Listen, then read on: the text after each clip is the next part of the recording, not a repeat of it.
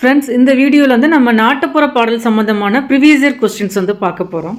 First question, வள்ளை என்பது வந்து உலக்கை பாட்டு அப்படின்னா, வள்ளை என்பது வந்து ஒரு உலக்கை பாட்டு. வள்ளை என்னும் இன்னிசை பாடல் யாரால் பாடப்படும் அப்படின்னா, இதுக்கு முன்னாடி உள்ள கேள்வி பாருங்க, வள்ளை என்பது வந்து ஒரு உலக்கை பாட்டு அப்படின்னா. அடுத்த கேள்வி, வள்ளை என்னும் இன்னிசை பாடல் யாரால் பாடப்படும் அப்படின்னா, பெண்களால் பாடப்படும். பொருத்தமான விடையை கண்டுபிடி அப்படிங்க. நாட்டுப்புற பாடல் எனப்படுபவை வந்து என்னென்னா, இவை அனைத்தும் தான் ஆன்சர். கிராமிய பாடல்கள், நாடோடி பாடல்கள், வாய்மொழி பாடல்கள். நம்ம நாட்டுப்புற பாடல்கள் அப்படின்னாவே வாய்மொழி இலக்கியம் அப்படின்னு வந்து பார்த்துருக்கோம். இதில் கொடுத்துருக்காங்க பாருங்கள், கிராமிய பாடல்கள், நாடோடி பாடல்கள், வாய்மொழி பாடல்கள் எல்லாமே வந்து நாட்டுப்புற பாடல்கள் அப்படின்னு குறிப்பிட்றாங்க. ஸோ இதுக்கு ஆன்சர் வந்து டி. அடுத்து ஒரு பொறுத்துக பாருங்க, மாசி பிறையோ நீ வைகாசி மாங்கனியோ அப்படின்னா அது வந்து ஒரு குழந்தை பாடல் அப்படிங்க. மூங்கில் இலை மேலே தூங்கும் பனி நீரே, இது வந்து ஏற்ற பாடல். ஏற்ற பாடல் வந்துன்னா தொழில் பாடலில் வரும். ஏற்றப்பாட்டு, ஓடப்பாட்டு இதெல்லாம் தொழில் பாடலில் வரும். மூங்கில் இலை மேலே தூங்கும் பனி நீரே, இது வந்து என்ன ஏற்ற பாடல். ஆள் போல் தழைத்து அருகு போல் வேரூன்றி, இது வந்து திருமண பாடல் அப்படின்னு. கொண்டாட்ட பாடல், சடங்கு பாடல் அதெல்லாம் வந்து நாட்டுப்புற பாடல் அப்படின்னு பார்த்துருக்கோம். சந்திரரே சூரியரே, இது வந்து தெய்வ பாடல், அதான் வழிபாட்டு பாடல் அப்படின்னு குறிப்பிடுவாங்களோ அதான் தெய்வ பாடல். மாசி பிறையோ நீ வைகாசி மாங்கனியோ வந்து குழந்தை பாடல். மூங்கில் இலை மேலே தூங்கும் பனி நீரே, இது வந்து ஏற்ற பாடல்.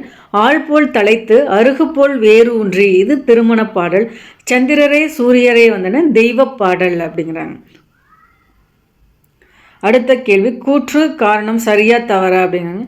பழந்தமிழர்கள் மலைச்சோற்று நோன்பு இருந்து இறைவனை வழிபடுவர் அப்படின்னா, ஸோ கரெக்டு தான். கூற்று 1 கரெக்டு. ஒவ்வொரு வீடாக சென்று உப்பில்லா சோற்றை ஒரு பானையில் வாங்குவர், கரெக்டு. ஊர் பொது இடத்தில் வைத்து அனைவரும் பகிர்ந்து உண்பர், கூற்று 3மே கரெக்டு தான். கூற்று 4 பாருங்க, மழையில் நனைந்து கொண்டே உண்பர் அப்படிங்க. இது வந்து மழை வந்து பெய்யாமல் இருக்கிறதுக்காக தான் இந்த நோன்பே மேற்கொள்வாங்க. ஸோ கூற்று 4 வந்து தவறு. கூற்று 1, 2, 3 சரி, 4 மட்டும் வந்து தவறு.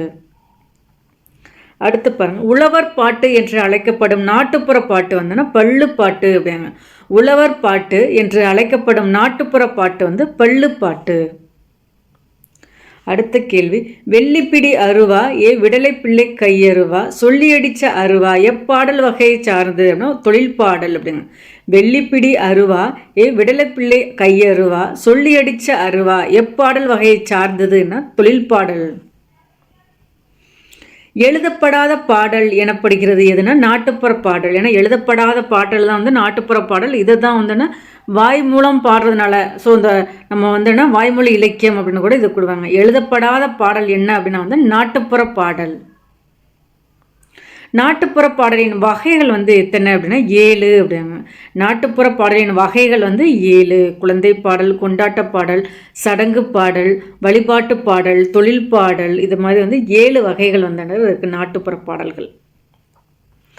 பழங்கால பண்பாட்டின் எச்சம் என கருதப்படுபவை எது அப்படின்னா நாட்டுப்புற பாடல்கள் அப்படின்னு.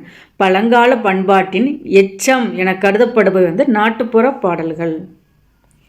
நாடகக்கலைக்கு மற்றொரு பெயர் வந்து என்னன்னா கூத்துக்கலை அப்படிங்க. நாடகக்கலைக்கு மற்றொரு பெயர் கூத்துக்கலை. இறந்தவரை பற்றி பாடும் இசைக்கலை வந்து எது அப்படின்னா ஒப்பாரி அப்படிங்கிறாங்க. இறந்தவரை பற்றி பாடும் இசைக்கலை ஒப்பாரி. நாட்டுப்புறவியலின் தந்தை என அழைக்கப்படுபவர் யார் அப்படின்னா வானமாமலை அப்படிங்க. நாட்டுப்புறவியலின் தந்தை என அழைக்கப்படுபவர் வந்து வானமாமலை. இந்த வீடியோவில் வந்து நாட்டுப்புற பாடல்கள் சம்பந்தமான டிஎன்பிஎஸ்சி வினாக்கள் வந்து பார்த்துருக்கோம். பிடிச்சிருந்தால் லைக் பண்ணுங்கள், உங்கள் ஃப்ரெண்ட்ஸுங்களுக்கு ஷேர் பண்ணுங்கள். தேங்க்யூ.